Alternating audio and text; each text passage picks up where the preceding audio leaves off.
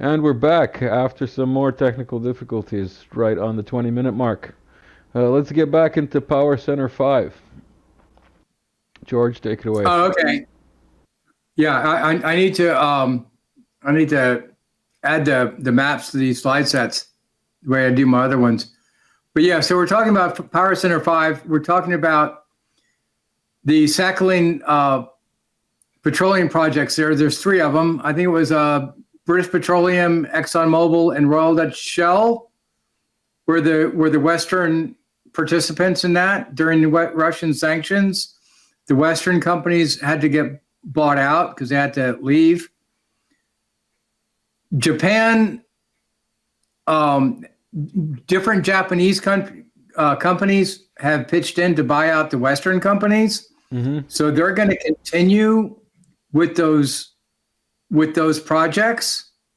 Go back down to the map so people can actually get a feel for. I probably should throw in other maps to this slide set. I need to build it up more. It's okay. What is for is good enough for now. Yeah, it's good enough for now. And then when we get to each area and focus on it, well, right now people just need an overview. So yeah, where the number 5 is there is the Japanese island chains. So up the very top one is Sakhalin Island, just above the 5.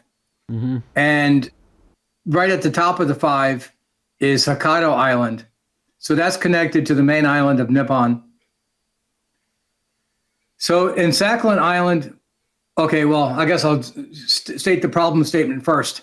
If there is any conflict between the United States and China over Taiwan, it becomes a war zone, and then the Western insurance companies aren't going to finance the oil tankers coming back and forth through the Malacca Straits and the South China Sea. So 80-90% of the oil and gas that South Korea gets and Japan gets is from the Middle East. But Russia's got huge oil and gas fields all across the region, and it's got a lot in the Far East. So right now we're focusing on the Sakhalin oil projects because they have enough oil and gas basically to fulfill all the needs of Japan and South Korea. So eventually, if they had the pipeline and port infrastructure, they wouldn't have to get any more of their oil and natural gas from the Middle East at all. They could get it all from that region, from right in the Bay of in the Sea of Japan, or up in the Sea of Okhotsk up by Sakhalin. So Russia has a chance to integrate with Power Center number 5 being Japan, South Korea, and Taiwan, or any of the Asian tigers, by selling oil and natural gas. The pivotal point here is, since the oil fields of 1, 2, and 3, and they correspond to north, south, and the middle of Sakhalin Island, they've got the extraction facilities built. They've been built for years now. They've got a highway system that runs north and south in Sakhalin Island, and they have a railway system coming the other direction. Japan's got undersea tunnels that go from Nippon Island to Hokkaido Island. So the missing gap is they need one railway and gas pipeline tunnel that goes from Hokkaido Island to Sakhalin Island. And the timing of the withdrawal from Afghanistan, the pivot to Ukraine, because we'll go into it later on, but it's to stop all these infrastructural projects. So the United States has gone from a regime change, nation building strategy in the Middle East that failed. So they're back to a regime change destabilization strategy like they were in Operation Cyclone of 1979 with Zbigniew Brzezinski, funding the Mujahideen, and meanwhile, while people from the Arab Peninsula have been funding the radical Sunni Wahhabi mosques in Pakistan. They're back to destabilization strategy. They increase pressure in the Donbass, increase pressure on Russia's pipelines with the transit fees, arming the Ukrainian army, increased pressure in Georgia. Russia finally attacked to try to push NATO away from the Sea of Azov. And then the United States applies sanctions. People right now are focusing on the war in Ukraine. The purpose of this channel and doing the global region analysis is I want to break people out of the tunnel vision of just Ukraine and the Donbass, is that the sanctions are designed to disrupt all the integration infrastructure of Russia with Germany in Power Center number 2, India through the international north-south trade corridor going through Iran, and try to break up, well, they can't break up Russia and China because that's too heavily integrated, but they can use we just left $80 billion worth of weapons to the Sunni Pashtun Taliban and the Sunni Tajik Taliban up north. One could guess, are they going to try to use these different violent extremist organizations to start blowing up the pipelines in Central Asia? That's there's been increased terrorist activity in the Fergana Valley is the sticking point in that area. That would be about where the bottom of the number 1 is in the map there. That's where Tajikistan, Kyrgyzstan, and Uzbekistan all come together. Yeah, north of India there. It's this belt here, basically, yeah. So I'm explaining that to explain they can't stop integration with China, but they use the sanctions to try to stop the Sakhalin to Hokkaido railway tunnel. Because if that had gone through, well, once something goes through, they can't really reverse it other than bomb it like they did Nord Stream 1 and 2. So when you get to that, they tried to stop, the Biden administration tried to stop the International Trade South Corridor because they sent Dalip Singh back in, was that May, to India to talk to Prime Minister Modi. Yeah, okay. If you move the cursor, down to the southern end of Sakhalin, there you go. Yeah, they need to build a tunnel under the sea there. So it's a 300 meters, so that's 900 feet. It's pretty deep, but there are tunnels in Norway that go that deep, so it's doable. Yeah, there you go. So both countries there on that map, they have the railway and highway infrastructure built up to the edge of the ocean. So they need to close that gap. There's lots of oil and natural gas there. And actually, if you zoom in on there, since you're zoomed in on it, go ahead and stay. Stop. Wait. Back out a little bit. All right. If you look at the Kuril Islands at the 2:00 position of Hokkaido, those. They think that there's lots of oil and natural gas in that area also. Yeah. Now, those are the islands that Stalin moved into after World War II. They just happen to all the oil and natural gas, by just pure luck, happens to be on the Russian side of the border and not in the Japanese side of the border.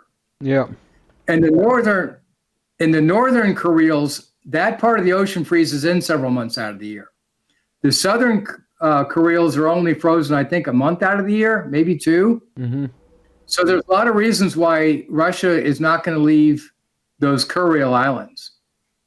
So getting back to this map, So if you look at what's if you look at the oil and gas infrastructure maps in Hokkaido and say, well, the same thing can be reproduced in the Kuril Island area, probably maybe offshore oil platforms and gas platforms, that area can supply Japan with basically all the oil and natural gas it needs, and it wouldn't have to go through the Straits of Malacca or the South China Sea that could be cut off in times of war. Yeah. So if there is, so the Biden administration has been pressuring both Japan not to do a deal with Russia, while they're also pressuring India not to complete the North-South trade corridor. But they failed So in both. people- They failed in both cases, if I'm not mistaken. But the Japanese continue to buy Russian gas, and the Indians are basically reselling the Russian oil, to all of Europe, if I'm not mistaken. Correct. Oh yeah. There's a lot of that going on. So, and well, I mean, the big deal there is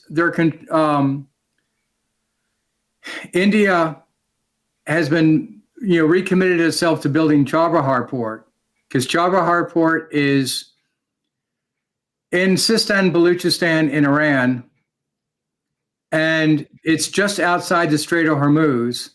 It's a deep water port.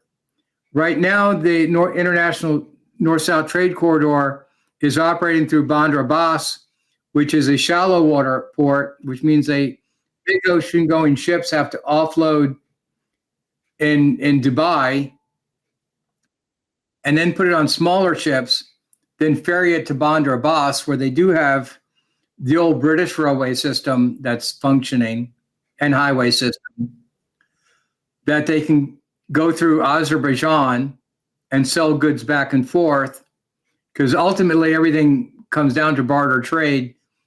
If India is going to sell oil and natural gas, if Russia is going to sell oil and natural gas, then India has to supply something in return to balance out the balance of trade. So if they can get Chabahar Port, then India has all the German car manufacturers there. They've got all the Silicon Valley tech companies there. They've got semiconductor companies. They've got everything that they need to trade the products that Russia needs, or build factories in Russia so Russia can catch up in the areas that it's behind in. So that's why that is so pivotal. Excuse me. So the war in Ukraine and the increased pressure isn't just to stop Russia's integration with Germany that we opened up, that we did the previous segments on. Mm-hmm. You can take that same logic and apply it to all the other power center areas.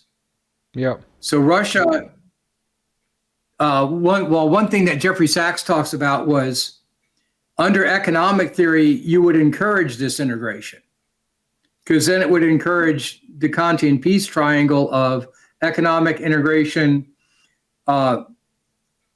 political organization, and then international organizations to mediate differences.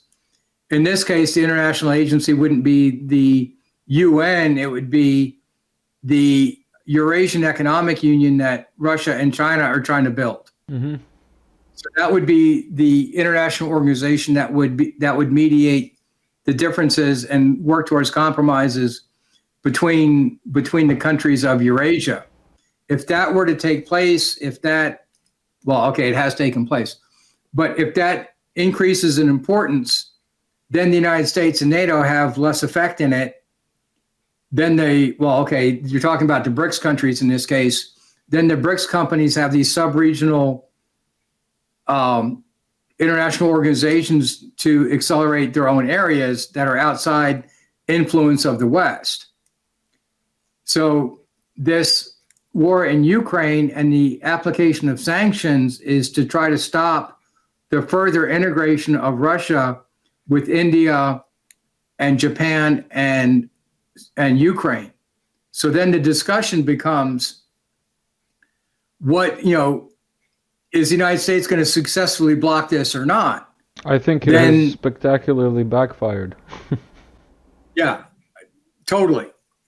Yeah, I had mentioned Peter Zehan in that slide set because his predictions are that his predictions always are Russia's going to collapse.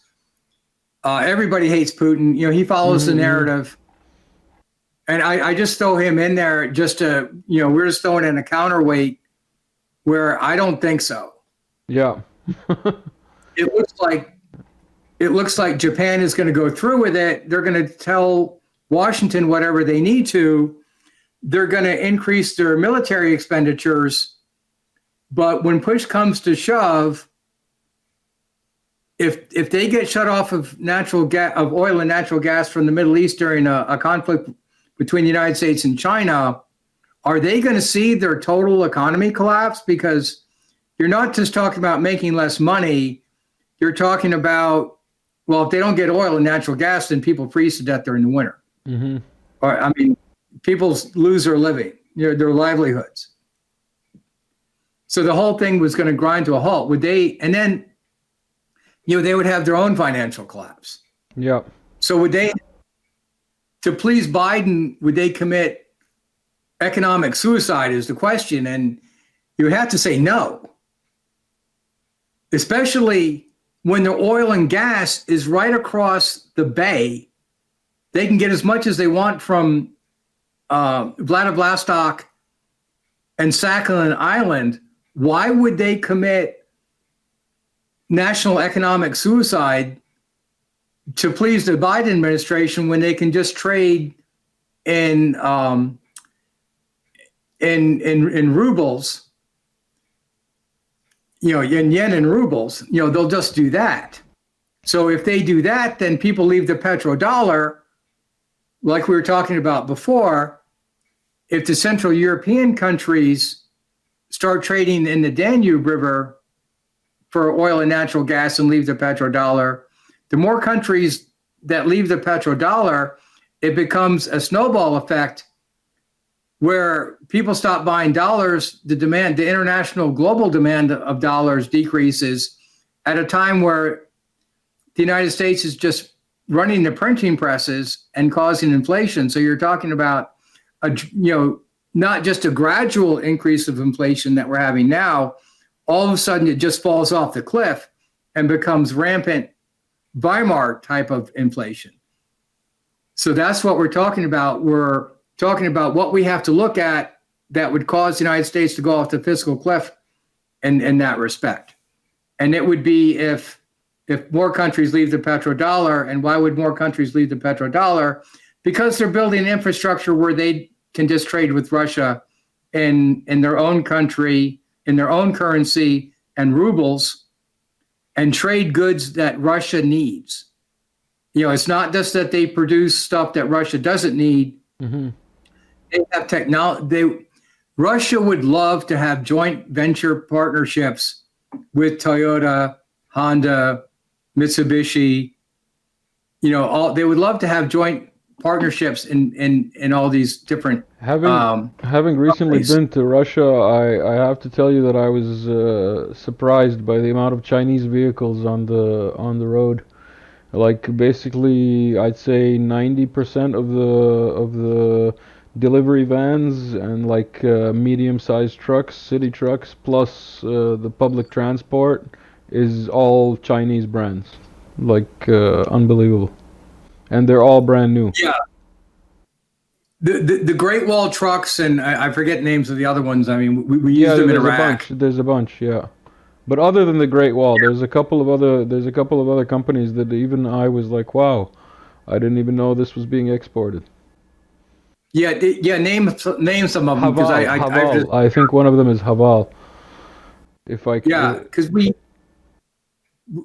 saw them in Iraq mm, and we used them there and they fell apart back then. But that was 10 years ago. exactly. They Yeah. are so much better. Like Hyundais and Kias used to be horrible during the Exactly. 1980s, Yeah. and now they're really really good.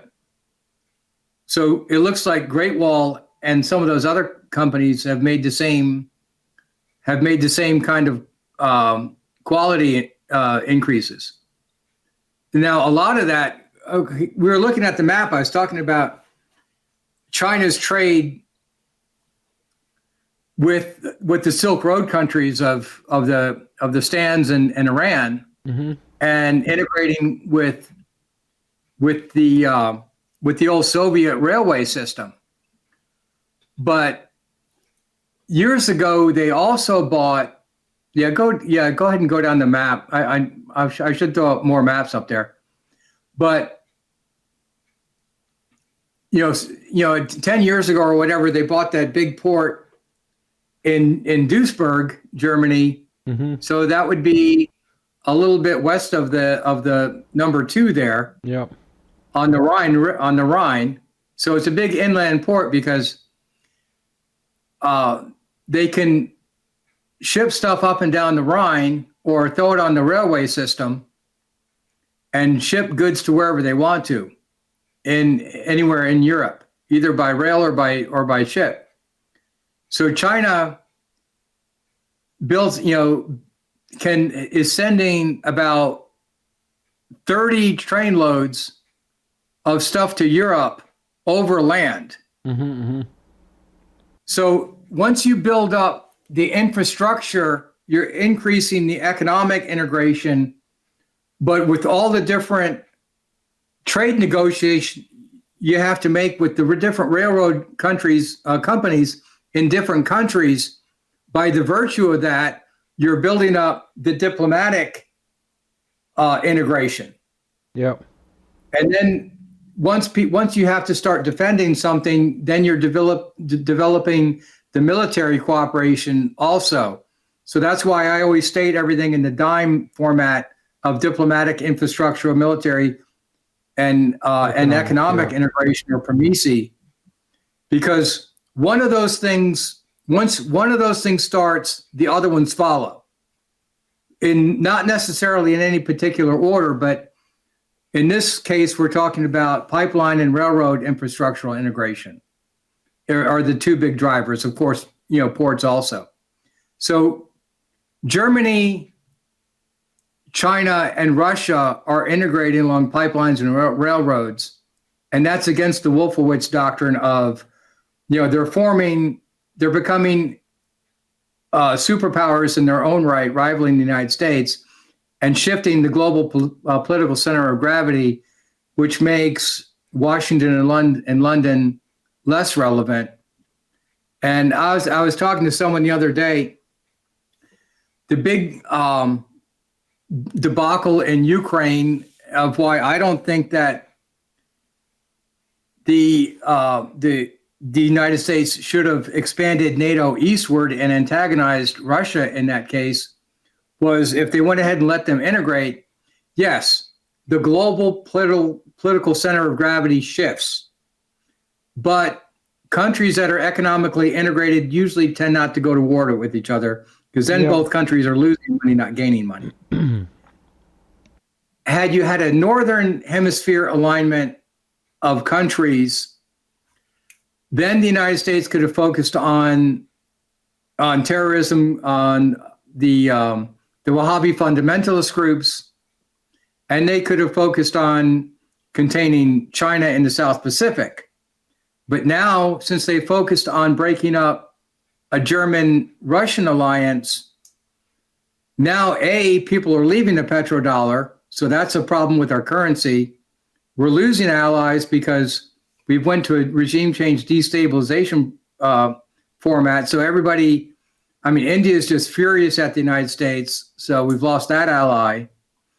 The Middle Eastern countries are been the target of the Arab Spring, so Mohammed bin Salman and Qatar are not very well pleased. Yeah.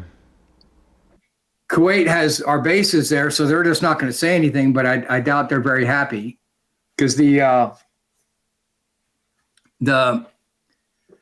different, well, I talked about it with the Matt Bracken videos. The violent extremist Wahhabi organization's goal is to overthrow all the family dynasties.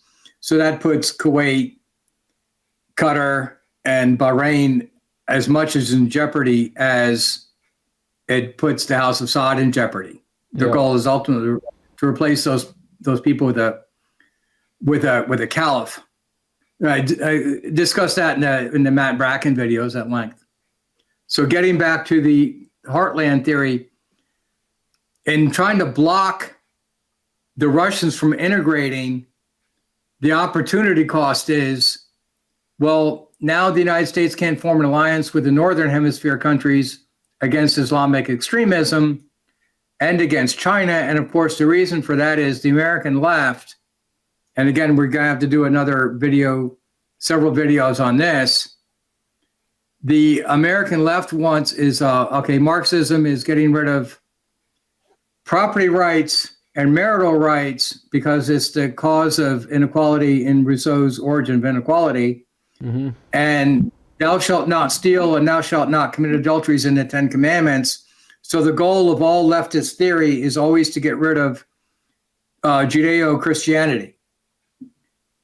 In this case, after the fall of the Soviet Union and it turned into Russia, especially under Vladimir Putin, they started rebuilding the Orthodox churches in Russia, and people from the Arabian Peninsula started massively building mosques in Central Asia.